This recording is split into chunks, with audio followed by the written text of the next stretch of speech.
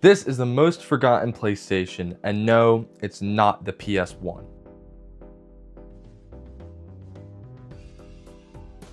In 2016, wanting to capitalize on gamers' nostalgia, Nintendo released this, the NES Classic Edition. It was a miniaturized version of the 80s NES that came bundled with 30 classic games, one realistic NES controller, and it was all $60. Basically, anyone knows about the NES, and anyone alive in that time remembers either having one or they knew someone with one, so that nostalgia factor is there. It seemed like everyone was buying them. They were a smash hit and they were sold out everywhere. Of course, riding on the coattails of the SNES Classic's success, Nintendo came out with this, the SNES Classic, which was released a year later in 2017. It was slightly more expensive than the last one at $79 US, but still, it wasn't that much. People loved it and they, again, were gone everywhere. It improved on the emulation, the games were great, and there was something for everyone. Nintendo really struck a chord with these retro consoles, so naturally Sony wanted a piece of that pie too. As a result, in 2018, Sony released this, the PlayStation Classic. Like the Nintendo mini consoles of years prior, the PlayStation Classic was a hit around the world. Everyone and their mothers had one. In fact, you'd be hard-pressed to find someone that doesn't own a PlayStation Classic. No? You've never seen one? I'm joking, of course. The PlayStation Classic bombed instantly and was universally panned by critics. But what went wrong? How did Sony, who sold more PS1s than any console of that era, screw up so badly? As I mentioned before, Nintendo hit the ground running with the NES and SNES classics, so where did Sony go wrong? What made Nintendo's work that Sony's didn't? Well, it boils down to three factors: price, games, and novelty. I'll put it bluntly. The PlayStation Classic released at $99, and that is problem number one. The NES and SNES Classics launched at $59 and $79 respectively, which is not that hard to palate. The PlayStation Classic, though, launched at $100, which is basically an immediate turnoff. The NES and SNES Classics really were impulse buys, and the PlayStation just wasn't. I mentioned value because it's also a factor of what you get for the price.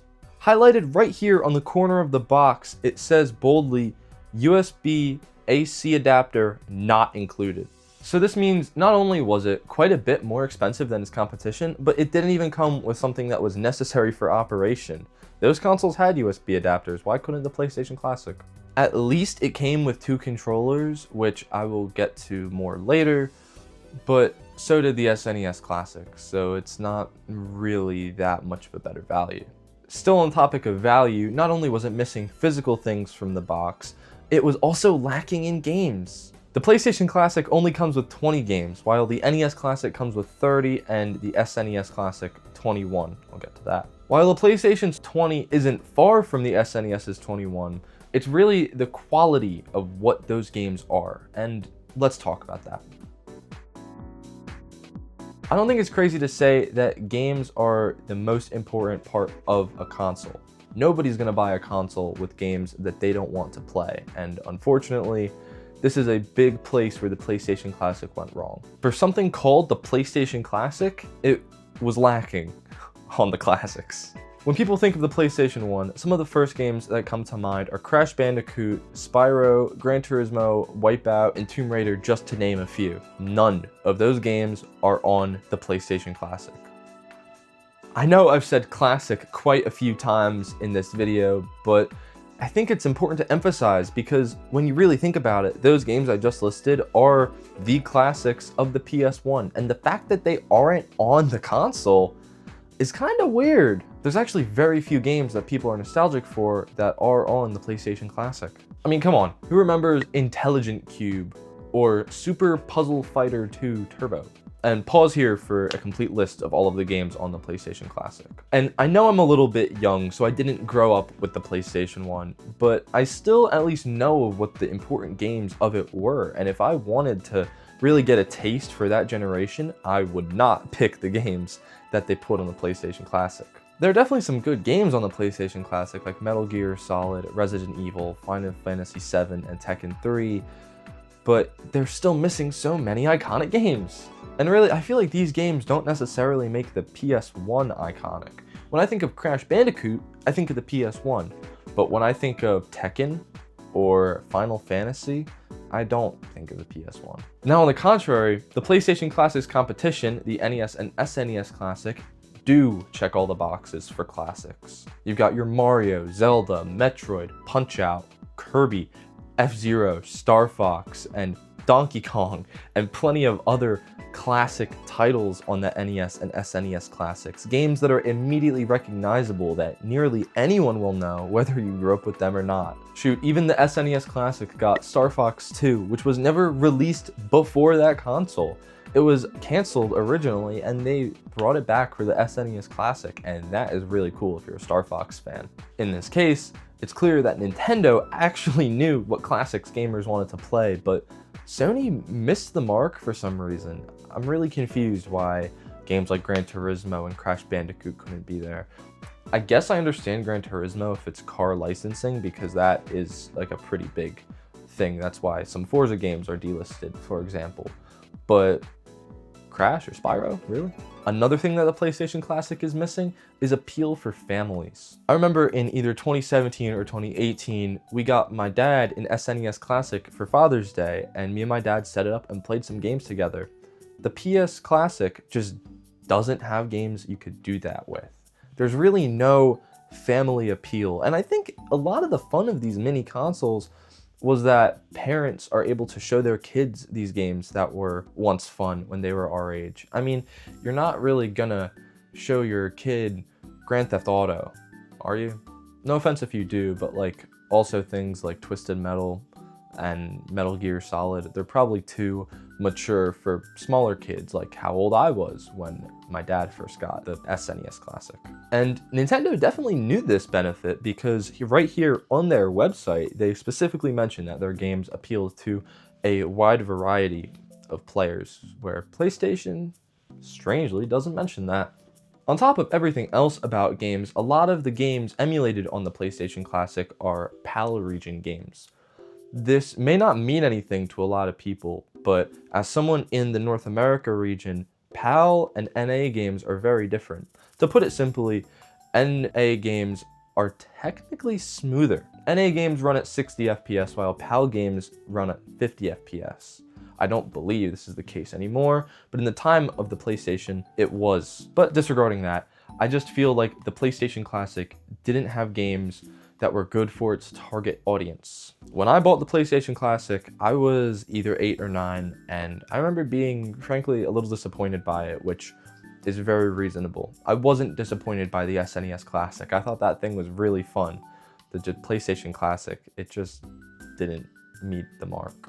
And with some of these weird niche games, most people didn't even want to play them in the 90s, let alone 2018 when it came out. Another factor in the PlayStation Classic's failure is novelty.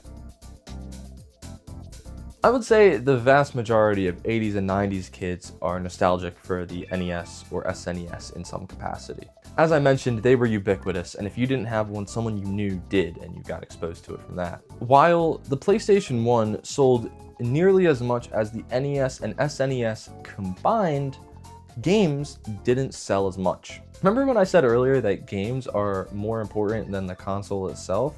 That still holds true, and it did back then. People tend to remember consoles for the experiences they had with them and not as much for the hardware. Now here's some stats. If you had an NES, you played Mario. Simple as that. Mario on the NES was included in most console bundles, and if it wasn't, you probably bought it anyway. 65% of NES owners also owned Super Mario Bros. You might think that that isn't that many, but the PS1's best-selling game, Gran Turismo, was only purchased by 10% of PS1 owners. And by the way, Gran Turismo was the PlayStation 1's best-selling game. It's not even on the Classic! The PS1 just doesn't have that game that people remember it for. There's not one game connected to the PS1, there's a bunch, and that makes it a little more difficult, because you could have picked up an NES Classic just for Mario, but if your PS1 game wasn't on the PlayStation Classic, you wouldn't pick it up. Also, I feel like the PS1's games just do not hold up that well. The PS1 was one of the first 3D capable consoles, and this is quite different than the NES and SNES Classic, which were both 2D. They were 8 and 16-bit respectively. An important distinction is that 8 and 16-bit are now art styles, and games are still made in this style, such as Celeste, which was really fun. But try to find a game made in like a PS1 style. They're not very common, if any even exist. I don't know why they would, but if they do, I haven't seen any. I feel like it would be way more novel to have a retro console with that 8 or 16-bit look than the old blocky 3D look. That art style just isn't looked back on as fondly, and I don't really see much replay value. And another thing is that those games tend to not control very well due to different controller options. Oh, I should mention that. Now, I'm sure a lot of you saw this controller that I had in the intro and thought that something looked off, and that's the fact that there are no analog sticks. Technically, they weren't just being cheap. The PlayStation 1 did launch with this controller, but most people had the DualShock. DualShock is one with 2 analog sticks and rumble, which this does not have. Due to the lack of those things, it just feels very lightweight and pretty cheap, and I just don't think that it holds up to have this one. Why didn't they just put the DualShock in there? It's also really small. Like, I don't think that I have huge hands. I'd say they're maybe slightly above average, but this controller feels tiny. It isn't just not comfortable to hold at all. And I know for a fact the DualShock is slightly bigger than this, at least. Something interesting to note is that this ends in a USB. So I tried to plug it into my computer to see what would happen. It wasn't recognized by Balatro, which is like the only game I have on my MacBook. So if you know of other games this works with, let me know. But I did put it in a controller tester, and for whatever reason, this D-pad is emulating a joystick. It isn't functioning as a D-pad. I don't understand the logic behind that personally. So if you know, please comment below on why they would choose to do that. But either way, I feel like this controller is a reason that people did not buy the PlayStation Classic, because I'm sure that there's quite a bit of nostalgia of the DualShock. I mean, it was really novel. It was, I think, the first controller to have dual analog sticks, hence the dual in the name. At the time, I'm sure this controller seemed dated anyway, because the SNES had been out for a bit now, and I mean, look, they seem very similar, albeit the PlayStation 1 has some thighs and extra shoulder buttons. Otherwise, they have the same face button layout. Why they wouldn't bundle in the better, more advanced, more popular, and more fondly looked back on controller boggles my mind. At minimum, this form factor does have a little bit of a novelty. I think it's really cute, and they modeled it really well. This is very faithful to the original, even down to the eject button, which I believe in Final Fantasy VII, there's a moment when if you played on a PS1, you have to physically swap out the discs. So as far as I know, there's a part where you hit that eject button and switch the disc out. I could be wrong, but yeah. But yeah, at minimum, the console itself is pretty neat looking. In sum, the PlayStation Classic just did not have the mass appeal that the NES and SNES Classic had, and it is painfully obvious. Nintendo's classic consoles were impossible to find, while the PlayStation Classic was constantly in stock. Stores just could not sell them.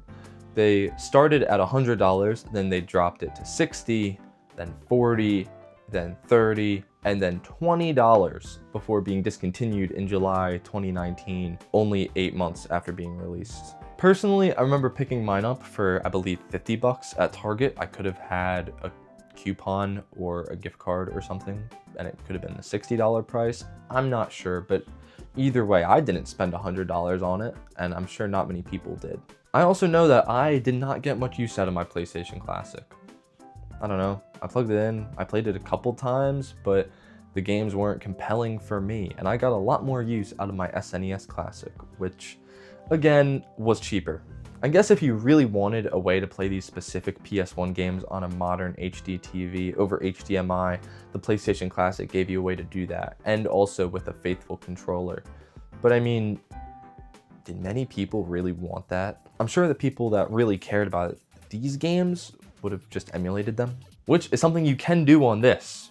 I won't tell you how to get the games, but as far as I know, you can plug in a USB into this second controller port with some custom software on it, and then put whatever games you want on there. So, I mean, I guess that's a nice use for the hardware now, but you shouldn't have had to do that. They should have been included. They should have just put the games that people want to play on this box. And isn't that the whole point? It seems like Sony really didn't have that much motivation to make the PlayStation Classic a good product. I feel like they just wanted to compete with Nintendo, and I believe Sega had some mini console around this time. I don't really know. There was a ton because there was some at games thing for a while. Anyway, I'm sure if the PlayStation Classic had better games, better emulation, a better controller, and a lower price, people would have wanted to buy it. But it didn't have those things. And that is why the PlayStation Classic failed and is now the most forgotten PlayStation console. Thank you so much for watching this film by Tyler. Make sure to subscribe below if you want to see my upcoming video about how the iPod is becoming relevant again.